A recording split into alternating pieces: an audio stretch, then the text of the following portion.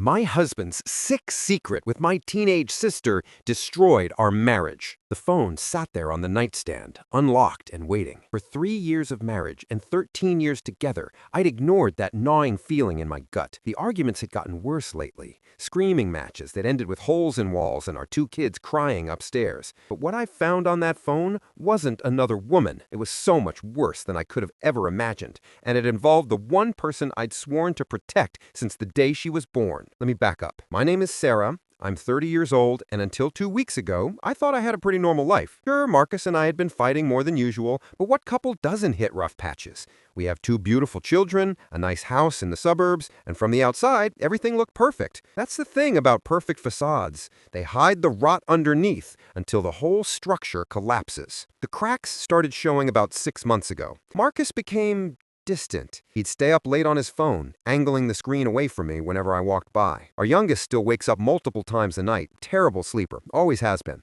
And Marcus started volunteering to go downstairs to their room to settle them back down. Sweet, right? Except he always took his phone with him. "Baby, why do you need your phone to put Emma back to sleep?" I asked him one night. He didn't even look up. "In case I fall asleep down there. Need my alarm to wake up for work." It made sense. It was logical. But that feeling in my stomach, the one I'd learned to trust over 13 years, kept screaming that something was wrong. I've had that intuition before, and I've learned the hard way that when your gut tells you to look deeper, you better listen. Last Tuesday changed everything. Emma woke up crying at 2 a.m., and Marcus went down like usual. But in his exhausted state, he forgot his phone on the nightstand. It sat there, glowing with a notification, and I stared at it for a full 5 minutes before picking it up. My hands were shaking. Part of me didn't want to know. Part of me needed to. I wish I'd never looked. My sister, Lily, just turned 17. She's 12 years younger than me, which means I practically raised her after our mom passed when she was 5. She's my baby sister, the person I'd die for without hesitation. Marcus has known her since she was 3 years old,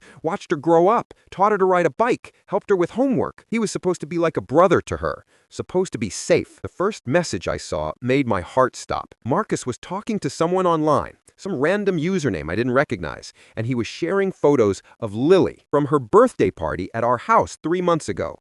Photos I'd taken myself, innocent pictures of her blowing out candles and laughing with friends. But the way they were talking about her, I felt bile rise in my throat. "Look at this one," Marcus had written, attaching a zoomed-in photo focused on her chest. 17 and already built like that? I kept scrolling, my whole body going numb.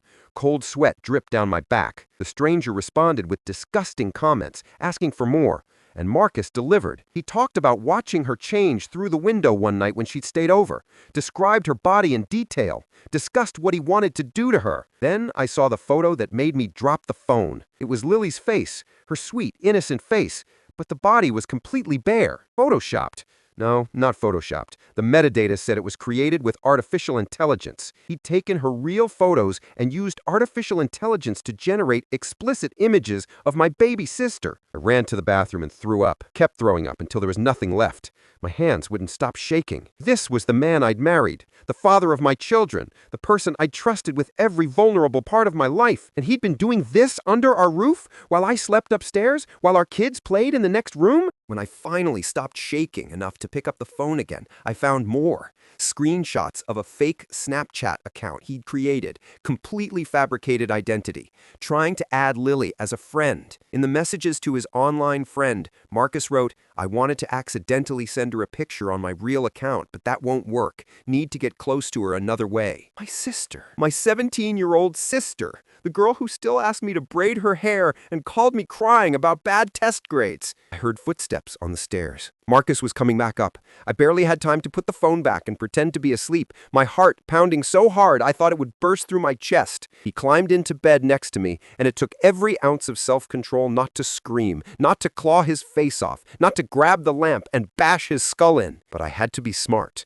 I had 2 kids to protect, and if what he'd done to Lily in his mind was any indication, I needed to make damn sure he never had unsupervised access to our children again. The next morning, I told Marcus I was taking the kids to my mom's sister's house for a few days, needed a break from the fighting. He seemed relieved, probably thrilled to have the house to himself for his sick activities. The moment we left, I drove straight to the police station. I'd spent the entire night screenshotting everything, every message, every photo, every disgusting detail. The officer who took my statement, a woman named Detective Chen, went pale as she scrolled through the evidence. "Mrs. Peterson," she said carefully, "what you're showing me is deeply disturbing. We'll open an investigation immediately. But I need to be honest with you. Depending on the specific laws in our state, some of this might fall into gray areas legally.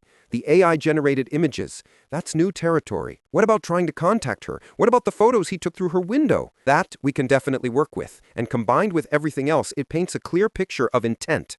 We'll do everything we can." That same day, I contacted a divorce attorney. Not just any attorney, the best family law specialist in the state, a woman who'd built her career on protecting mothers and children from dangerous situations. I showed her everything. "This is a slam dunk for full custody," she said immediately. "A man displaying predatory behavior toward a minor, especially a family member, will not get anywhere near those kids if I have anything to say about it. We filed today." I filed for divorce that afternoon. Requested emergency full custody with supervised visitation only. Submitted every screenshot, every message, every piece of evidence that proved Marcus was a threat. When the sheriff showed up at our house to serve Marcus the papers, I was there. I wanted to see his face, needed to see it. He read through the documents, and I watched the color drain from his skin. Then the red rushed back in, flooding his face with rage. "You went through my phone?" he screamed. "You had no right. That's my privacy." "Your privacy?" I laughed, this horrible, broken sound. "You used AI to create explicit images of my teenage sister, and you're talking about your privacy?" He lunged at me then. No warning, no hesitation. His fist connected with my jaw, snapping my head back.